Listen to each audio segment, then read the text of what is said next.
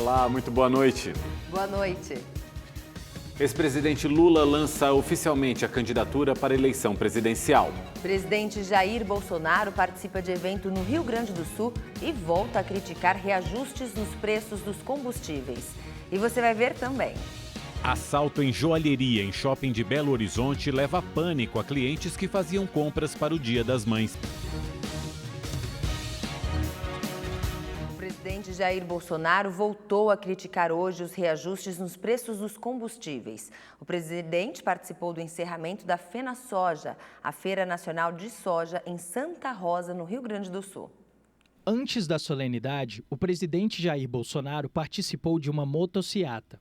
Eles seguiram até a arena de shows do Parque de Exposições, onde foi realizada a feira. Segundo os organizadores, a FenaSoja contou com 250 mil visitantes e movimentou mais de R$1 bilhão em negócios. Bolsonaro tirou foto com apoiadores. No discurso, ele destacou a importância do agronegócio brasileiro e criticou os reajustes nos preços dos combustíveis. Esta semana, vocês estão conhecendo um pouco mais do que é a Petrobras aqui no Brasil. Temos nichos, temos redutos ainda em nosso governo, espalhados por todo o Brasil, que não entenderam que todos nós estamos no mesmo barco. Eles sabem que o Brasil não aguenta mais um reajuste de combustível numa empresa que fatura dezenas de bilhões de reais por ano, às custas do nosso povo brasileiro. Foi lançada hoje oficialmente a chapa do ex-presidente Lula como pré-candidato à presidência da República pelo PT. O evento foi na zona norte da capital paulista. O vice da chapa, ex-governador de São Paulo, Geraldo Alckmin, participou de forma virtual porque está com Covid-19. Em cerca de 50 minutos de discurso, Lula falou sobre as principais ações de seus 2 mandatos como presidente. Ele também minimizou as antigas divergências políticas com Alckmin e afirmou que eles foram adversários, mas também trabalharam juntos e mantiveram o diálogo institucional e o respeito pela democracia. No Rio de Janeiro, um rapaz com deficiência intelectual foi morto pelas costas. A família afirma que quem matou o rapaz foram PMs à paisana que estavam na comunidade Barreira do Vasco, em São Cristóvão. Quem conta mais pra gente sobre essa história ao vivo é a repórter Aline Araújo. Aline, o que se sabe já dessa história? Que detalhes você tem do caso? Boa noite. Boa noite, Mauro. Boa noite, Gabriela. Boa noite a todos. Bom, é uma história bastante triste. A família do Juan está muito abalada e ainda não consegue acreditar no que aconteceu, principalmente a mãe. Até pela proximidade do Dia das Mães e também neste mês de maio, o Juan completaria 28 anos. Bom, de acordo com a família, ele foi morto por policiais militares que estavam à paisana. E a mãe contou que na noite de sexta-feira, no início da noite de sexta-feira, por volta de 6 horas, ele avisou que estava saindo de casa para ir cortar o cabelo. No trajeto, testemunhas contaram que um carro parou na rua, homens desceram e atiraram no Juan. Esses mesmos homens, de acordo com as testemunhas, foram os que socorreram o Juan. Quando viram o Juan no chão, pegaram, colocaram no porta-malas e levaram até o Hospital Souza Aguiar, que fica aqui no centro do Rio. No hospital, eles se identificaram como policiais militares e foram embora. Bom, a Polícia Militar, no início da tarde deste sábado, divulgou uma nota informando que realmente os homens que atiraram no Juan são sim policiais militares à paisana do serviço reservado da Polícia Militar do Rio de Janeiro. E eles estavam ali na comunidade da Barreira do Vasco, que fica nas proximidades do Clube do Vasco da Gama, na zona norte aqui do Rio, investigando o comércio ilegal de cobre. Nesse momento, houve um confronto entre os policiais à paisana e os criminosos. Os policiais apreenderam uma granada, radiocomunicador e drogas. Logo depois, de acordo com a nota da Polícia Militar, eles encontraram um homem ferido e socorreram, levando até o hospital. Bom, aí fica a versão da família, a versão da Polícia Militar e, por isso, a Delegacia de Homicídios da capital já assumiu essas investigações e, de acordo com a Polícia Civil, as armas dos policiais envolvidos na ação já foram apreendidas e encaminhadas à perícia. Os policiais também envolvidos já prestaram um primeiro depoimento na Delegacia de Homicídios. O Juan era apaixonado por futebol e o time do coração era o Vasco da Gama. O Vasco da Gama está jogando neste momento, a partida começou 7h da noite pela Série B do Campeonato Brasileiro, joga aqui no Rio. E os jogadores fizeram uma homenagem, 1 minuto de silêncio pela morte do Juan. Do Rio de Janeiro, Aline Araújo para o Rede TV News. Obrigada, Aline. E olha só, gente, mudando de assunto, né? Começou a valer hoje a regra que determina que os postos de combustíveis exibam os preços com um dígito a menos. Segundo a Agência Nacional do Petróleo, o objetivo é facilitar a vida do consumidor. O repórter Guilherme Lopes tem mais detalhes pra gente, né, Guilherme? Explica aí pra gente que tá todo mundo com dúvida, tenho certeza. Olá, boa noite a você, boa noite a todos. Pois é, o objetivo é justamente tirar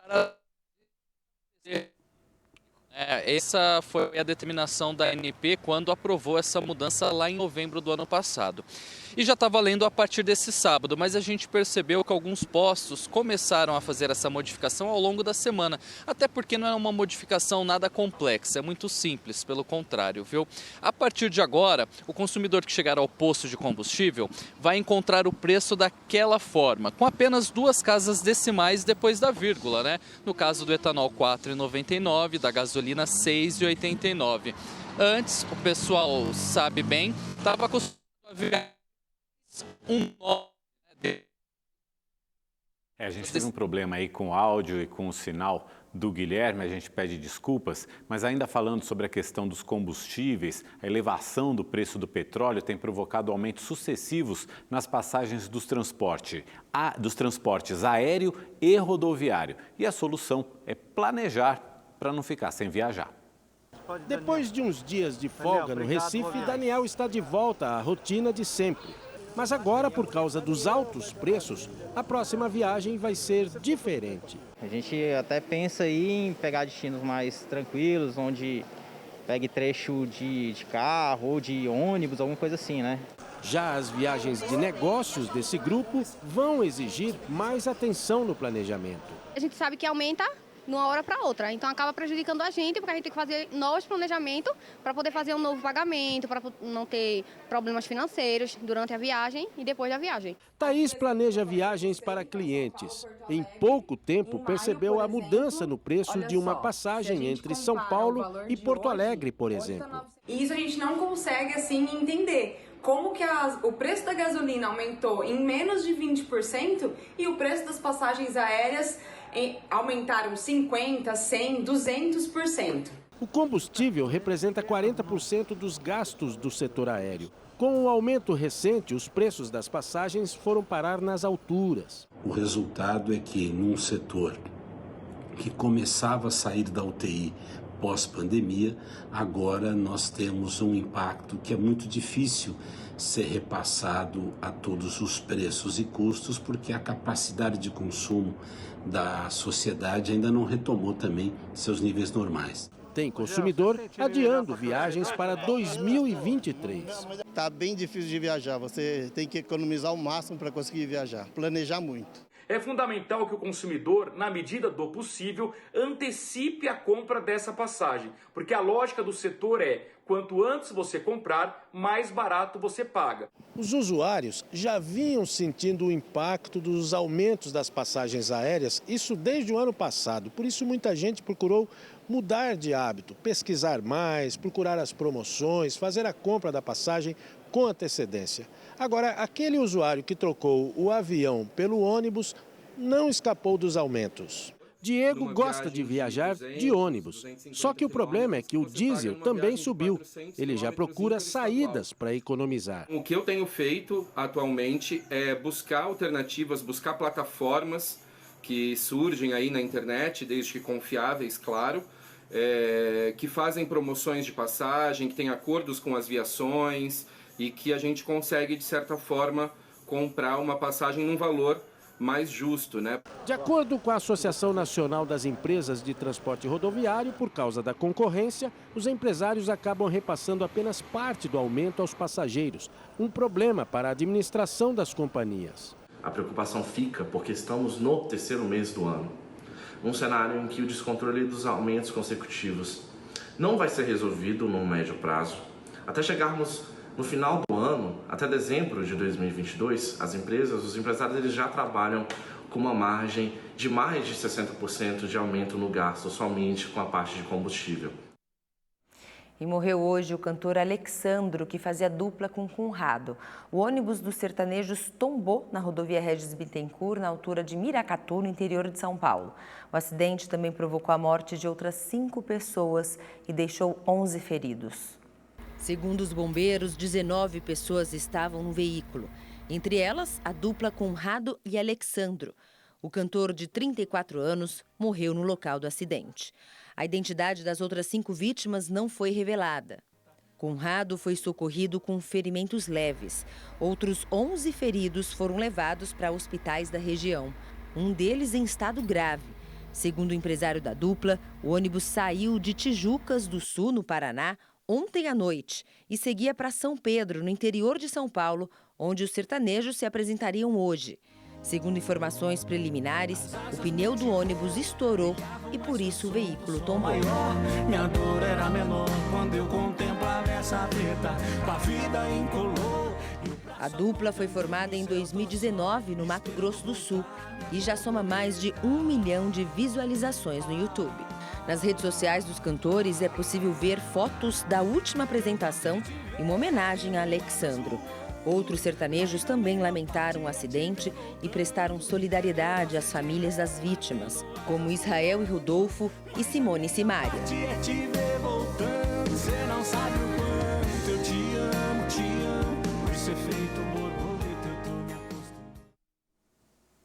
E imagens que teriam sido gravadas hoje, pouco antes desse acidente com a dupla Conrado e Alexandro, mostram que o ônibus estaria acima do limite de velocidade. A Polícia Rodoviária Federal diz que investiga a gravação. Depois acontece o acidente, 120, 130 por hora, um ônibus da dupla Conrado e Alexandro. Chegou até 140 já, um ônibus. Depois acontece acidente, é culpa sempre de alguma coisa, mas a imprudência fala mais alto aqui, viu? Ela passa os outros caminhões como se fosse um carro pequeno. E olha, um susto num dos maiores shoppings de Belo Horizonte, a capital mineira. Assaltantes invadiram uma joalheria, causando pânico entre os clientes. Quem tem os detalhes desse crime é o repórter Rodrigo Cabral, que entra ao vivo com a gente, diretamente de BH. Cabral, a polícia conseguiu prender os criminosos? Boa noite para você. Boa noite, Mauro. Boa noite a todos. Ainda não. Essa história aconteceu no começo da tarde, num dos maiores shoppings aqui da capital mineira, e a polícia ainda procura pelos 7 suspeitos de participar desse assalto à joalheria. Eles estavam fortemente armados e usaram martelos para quebrar as vitrines onde as joias ficam expostas. Como é véspera do Dia das Mães, o shopping estava lotado. Clientes e funcionários ficaram desesperados e houve muita correria após um tiro. Ninguém ficou ferido. A suspeita é que os criminosos fugiram com joias e relógios pela BR-356 na direção do Rio de Janeiro. No final da tarde, a polícia localizou na região 2 veículos incendiados que podem ter sido usados nesse assalto, mas ainda não há confirmação. Acompanhe agora na reportagem os momentos de pânico vividos pelos funcionários e clientes. Este vídeo mostra os clientes desesperados correndo pelos corredores do shopping. Na praça de alimentação, as pessoas se jogaram no chão e se protegeram debaixo das mesas. Neste outro ponto, os PMs aparecem armados, subindo a escada rolante. Todas as lojas baixaram as portas. Do lado de dentro, funcionários e clientes apreensivos. Policiais militares do Batalhão de Operações Especiais, o BOP, foram acionados. O foco dos bandidos foi esta loja de joias que fica no 4º andar do shopping, um dos mais movimentados de Belo Horizonte. 7 homens armados teriam entrado no local e anunciado o assalto. Eles quebraram o vidro onde ficam expostos alguns produtos e fugiram, levando joias e relógios. Imagens de uma câmera de segurança registraram um dos assaltantes deixando a loja durante o assalto. Segundo a PM, o grupo chegou a atirar, mas ninguém ficou ferido. Do lado de fora, o shopping ficou cercado por diversas viaturas da Polícia Militar e do BOP. Helicóptero da PM e viaturas do SAMU também deram apoio durante toda a operação. O local ficou fechado por quase 1 hora. Depois de uma varredura, foi reaberto.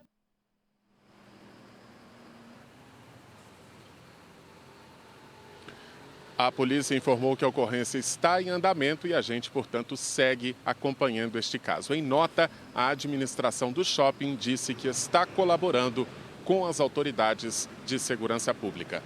De Belo Horizonte, Rodrigo Cabral, para o Rede TV News. Obrigada, Cabral. E olha, o estado de São Paulo está monitorando 7 casos suspeitos de hepatite misteriosa em crianças. A Secretaria da Saúde ainda aguarda a conclusão de exames para determinar a origem do vírus causador da doença. No mundo, já são mais de 200 casos. O Centro de Vigilância Epidemiológica Paulista está acompanhando 7 casos suspeitos. Os registros foram relatados nas cidades de São Paulo, São José dos Campos e Fernandópolis, no interior. 2 pacientes estão internados com sintomas de hepatite aguda grave, mas o vírus causador ainda é desconhecido.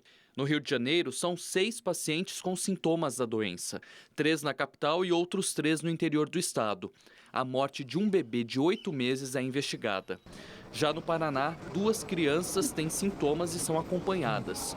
Segundo o Ministério da Saúde, todos ainda dependem de mais exames para confirmação da doença. A Organização Mundial da Saúde emitiu um alerta no mês passado sobre um surto de hepatite aguda infantil de causa ainda desconhecida. Em todo o mundo foram registrados até agora pelo menos 230 casos, a maioria em países da Europa. A hepatite é uma inflamação do fígado, geralmente causada por uma infecção viral. O que está intrigando os médicos é que, até agora, nenhum caso deu positivo para os vírus típicos da hepatite já conhecidos, como A, B ou C. Outros vírus, eles também são hepatotrópicos, ou seja, eles também têm um tropismo pelo fígado e podem levar a algum grau de hepatite. O próprio vírus da dengue, chikungunya, zika, a própria Covid, né, dessa pandemia que a gente ainda vive, são vírus que podem causar algum grau de hepatite. Mas o curioso é que realmente todas essas etiologias foram estudadas, foram avaliadas nesses pacientes e nenhuma delas foi identificada como potencial causador dessa hepatite dita, entre aspas, misteriosa. A hipótese mais forte até o momento é que os casos possam estar ligados ao adenovírus, comumente associados a resfriados. Segundo a Organização Mundial da Saúde, os exames em 2/3 das crianças com casos dessa hepatite misteriosa detectaram a presença desse vírus no sangue. O adenovírus é um vírus que todo mundo conhece, habitualmente ele causa quadros respiratórios, na grande maioria das vezes não graves, né, de bronquite, bronquiolite, pneumonia, infecções de garganta, eventualmente até diarreia, mas o que causa bastante estranheza é o fato de que não há grande relação com quadros de hepatite, né, historicamente descritos, e, sobretudo, de uma gravidade clínica como esses casos que têm sido observados. Os sintomas comuns incluem fadiga, perda de apetite, náuseas, vômitos, podendo evoluir para outros mais graves. Então, esse quadro ele pode passar como um quadro viral inespecífico, dor de cabeça, dor no corpo, coriza, né? Febre, mal-estar, até vômito, ou ele pode ter o que a gente chama de hepatite aguda colestática ou ictérica, que aí sim é aquela que todo mundo conhece, em que o paciente pode ficar com o olho amarelo, que é a chamada icterícia, urina cor de Coca-Cola, urina escura, as fezes bastante mais claras do que o habitual, e aí realmente isso chama atenção para o quadro de hepatite aguda, né? Mas essa hepatite ela pode evoluir de forma rápida, isso que tem chamado a atenção nessa hepatite misteriosa. Ela tem evoluído de uma forma muito rápida, com critérios de gravidade, e necessitando de transplante. Então, todo quadro viral que cursa com sinais de gravidade devem alertar, né, os pais, quando a gente fala de crianças, ou os próprios adultos, a buscar atendimento médico o quanto antes. E agora a gente volta com as notícias nacionais, gente, porque os casos de dengue aumentaram mais de 100% nos primeiros 4 meses deste ano. Pelo menos 160 pessoas morreram por causa da doença. O estado de Minas Gerais já superou as notificações de todo o ano passado. Douglas ficou doente há 2 semanas e foi 3 vezes numa UPA da região metropolitana de Belo Horizonte em busca de atendimento médico. Uma dor no corpo insuportável e eu tive que esperar um prazo aí de 15 dias, mais ou menos, para poder voltar à prática de atividade física, porque o cansaço é fora do comum. Os sintomas eram de dengue, mas como persistiram por mais de 1 semana, ele fez um exame e aguarda o resultado para saber se a contaminação pode ter sido pelo Zika vírus. Os sintomas são bem parecidos, né? Só que pela duração, a dengue, normalmente eles esperam um período de 7 dias. Eu fiquei aproximadamente 12 sentindo mal, eles falaram que tem essa possibilidade. Segundo o Ministério da Saúde, nos primeiros 4 meses deste ano, o Brasil teve aumento de quase 114% nos casos prováveis de dengue na comparação com o mesmo período do ano passado. Mais de 542 mil pessoas apresentaram quadros suspeitos da doença, número bem próximo do que foi registrado em todo o ano de 2021, quando foram contabilizados 544 mil casos. Aqui em Minas Gerais, o número de casos de dengue passa de 38 mil e já é 70% maior que o registrado no ano passado. O estado é o 4º do país com mais notificações da doença, atrás de São Paulo, Goiás e Paraná. Desde o início do ano, 160 mortes por dengue foram confirmadas em todo o país e mais de 200 são investigadas. Na Grande BH, a fiscalização foi reforçada. Neste ponto da capital mineira, há muito lixo acumulado. Temos passado por uma pandemia de Covid, mas não podemos perder o foco da dengue. Tirar pelo menos 10 minutinhos do seu dia para poder estar vistoriando o seu quintal, olhando se tem algum foco. Nas vistorias nas casas e lotes vagos, o principal objetivo dos agentes é eliminar possíveis focos do mosquito transmissor da dengue. Evitar locais de água parada, por exemplo, uma caixa d'água sem tampa, pratinhos de vaso de planta, calhas sem a drenagem adequada, utensílios domésticos como baldes, bacias, que possam ficar com água por um período superior a 7 dias, onde é um tempo médio de um ciclo do mosquito. Dona Maria Raimunda recebeu a visita dos fiscais da prefeitura nesta semana. Ela tem muitas plantas no quintal e diz que toma todos os cuidados necessários. Elas vêm aqui sempre e entram e olham tudo, nunca acharam nada. A gente cuida muito, muito mesmo. Nem tempo assim de chuva, a gente deixa nenhuma água parada. Um incêndio destruiu uma das maiores favelas do Recife. Cerca de 100 famílias ficaram desabrigadas. O fogo destruiu centenas de barracos. A comunidade fica na Bacia do Pina, zona sul do Recife. Segundo o Corpo de Bombeiros, não houve feridos e a causa do incêndio ainda é desconhecida. Ao ver tudo destruído, a angústia tomou conta de Dona Vanise, que morava aqui há 2 anos. O pouco que tinha foi consumido pelas chamas. E eu passei mal e a minha filha Sofia também passou mal. Fiquei com falta de ar, levaram até o meu bujão, minha televisão. Mas isso aí a gente constrói tudo de novo. O que importa é que a gente estamos vivos, graças a Deus não saiu nenhum ferido. Ana Lúcia mora aqui há 7 anos. Ela contou que o fogo começou de repente e que tudo foi muito rápido. Se alastrou ligeiro demais. Muita gente perdeu muitas coisas. Eu perdi tudo que vocês imaginaram que eu tinha dentro de um barraco palafita, eu perdi. Minha neta ficou sem roupa, eu fiquei sem roupa. Todo mundo aqui, a comunidade, ficou a nada.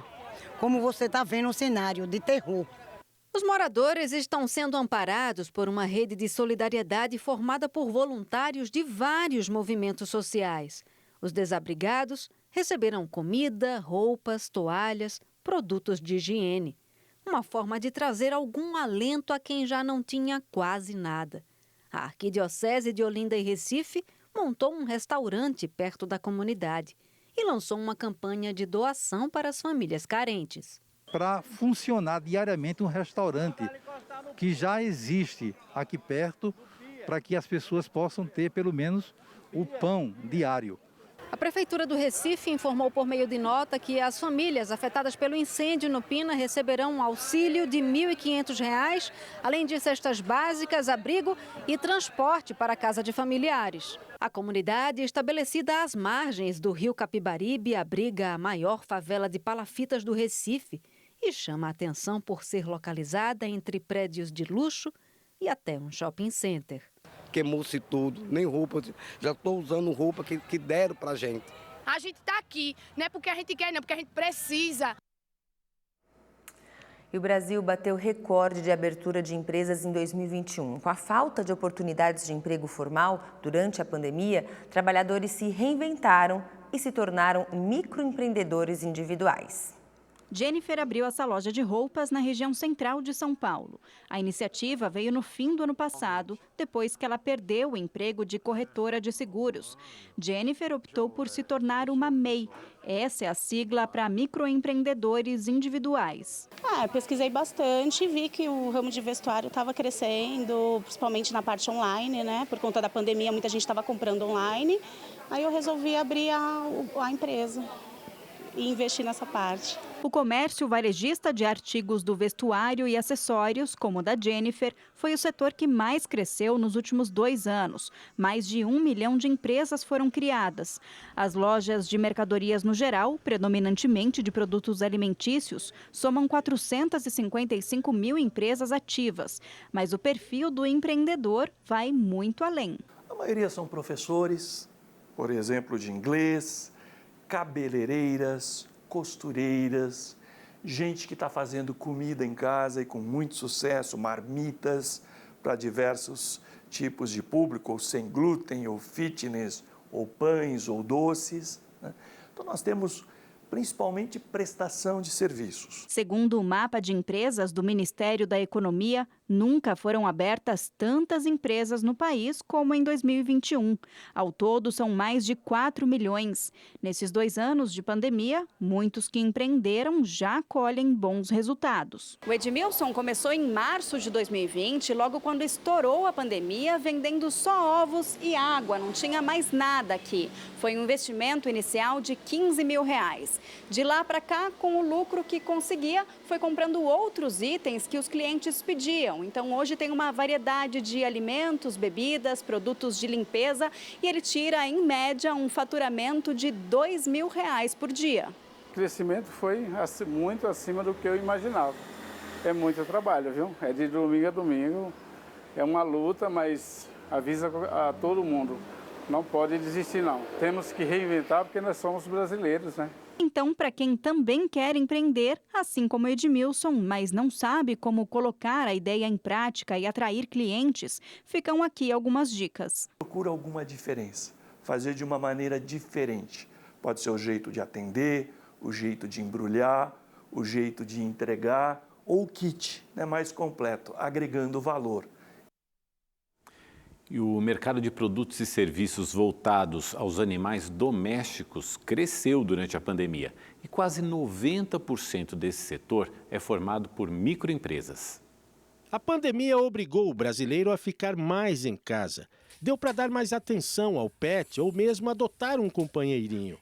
E essa mudança de comportamento mexeu com o mercado. Eles compraram bastante coleirinhas também para passear com os cães na rua. E eles compraram também roupinhas, alimentos naturais. Mas o que mais cresceu foi o banho e tosa. Nina foi resgatada de um canil clandestino. Agora tem todos os cuidados que precisa. Na verdade, eles fazem parte da nossa família, né? Então, quanto mais a gente cuida deles, consequentemente, a gente está cuidando da gente também. As microempresas são responsáveis por quase 90% do mercado pet no Brasil. A loja da Juliana faz parte dessa estatística. Foi aberta em sociedade com a irmã em 2019. As duas faziam tudo, do banho e tosa ao taxi dog. Aí o movimento aumentou bastante, o que exigiu investimento e contratações. Aí tive que contratei um, aí 6 meses depois já tive que contratar mais uma pessoa, porque a gente não estava mais dando conta da clientela, né? A demanda estava muito alta, então hoje eles estão em 4 e eu e minha irmã não damos mais banho e tosa, né? A gente fica na parte da administração agora. Uma pesquisa do Instituto PET Brasil mostra o salto que o setor deu nos últimos 2 anos. O exercício 2021 está fechando com 51,7 bi de faturamento, né? Então isso representa 27% de crescimento. Este ano, as 2 maiores redes de comércio pet do país vão abrir mais de 100 lojas e gerar cerca de 7.500 empregos diretos. Essas lojas, quando elas vão abrindo, elas vão movimentando o entorno. Então as lojas de vizinhança não fecham, muito pelo contrário. Esta indústria de higiene e bem-estar de animais fica em Guarulhos, na Grande São Paulo. Vende em todo o território brasileiro e ainda exporta para 50 países. O crescimento obrigou a empresa a expandir, contratar 150 empregados e dobrar a capacidade de produção para não deixar os clientes na mão. Mas não foi suficiente.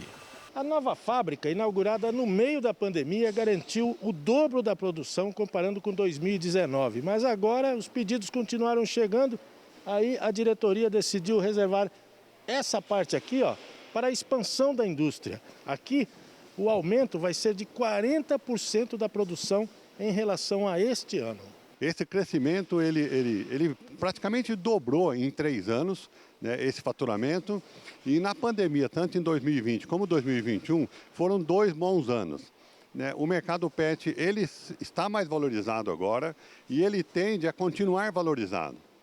Como os animais entraram para dentro de casa, do quintal, e não vão voltar mais, a gente acredita que esse mercado ele tende a se manter aquecido nos próximos 5 anos. E olha só, um novo réptil com mais de 200 milhões de anos foi identificado por pesquisadores brasileiros. Os fósseis foram encontrados no Rio Grande do Sul.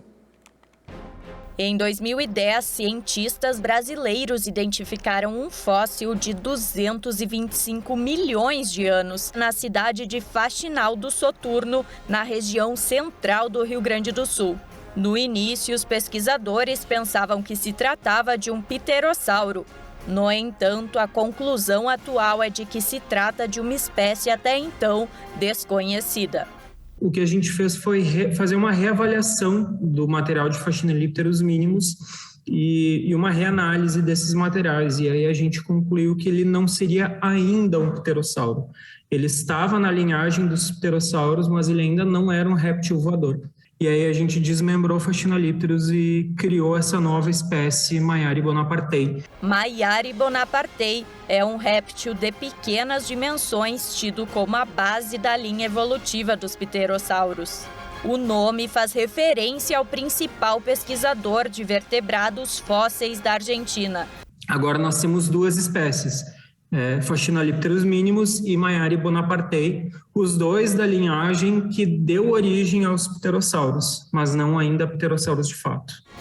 De acordo com os pesquisadores, os fósseis destes répteis são raros. Além disso, a descoberta ajuda a compreender o período da história em que estiveram presentes. O Dia das Mães é amanhã e, claro, muita gente deixou para comprar o presente. Só hoje, em São Paulo, o setor varejista e as floriculturas registraram grande movimentação neste sábado.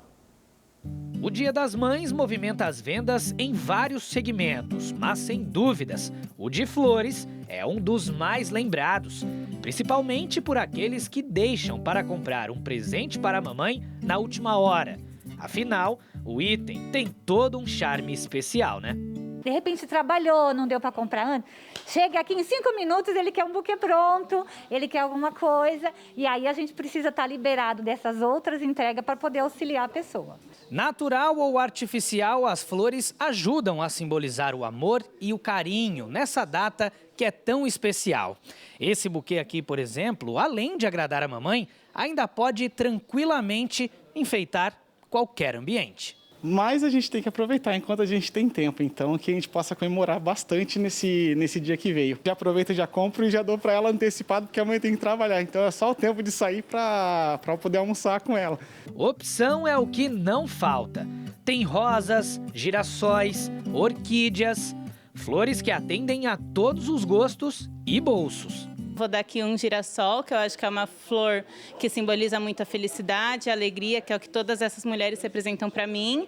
E é um gestinho pequeno, simples, barato, né? Que ultimamente não está dando para gastar tanto dinheiro. Então é uma forma que eu achei de poder demonstrar um pouquinho do meu amor por todas elas. Nesta loja de presentes e utensílios, na região de comércio mais famosa de São Paulo, a estratégia para atrair o consumidor foi apostar nas promoções. Hoje está mais agitado, mas a compra ainda está meio tímida ainda. O pessoal tá só olhando primeiro e escolhendo presente bem básico mesmo, bem mais barato também. Eram tantas ofertas pela loja que quem deixou para comprar hoje o presente da mamãe acabou saindo com mais coisas na sacola. Eu vim presentear minha mãe e também vim pegar algumas coisinhas para casa, tudo mais, né? Eu tô achando bacana, bastante novidade aqui na loja, né? Achei coisas interessantes que eu estava procurando.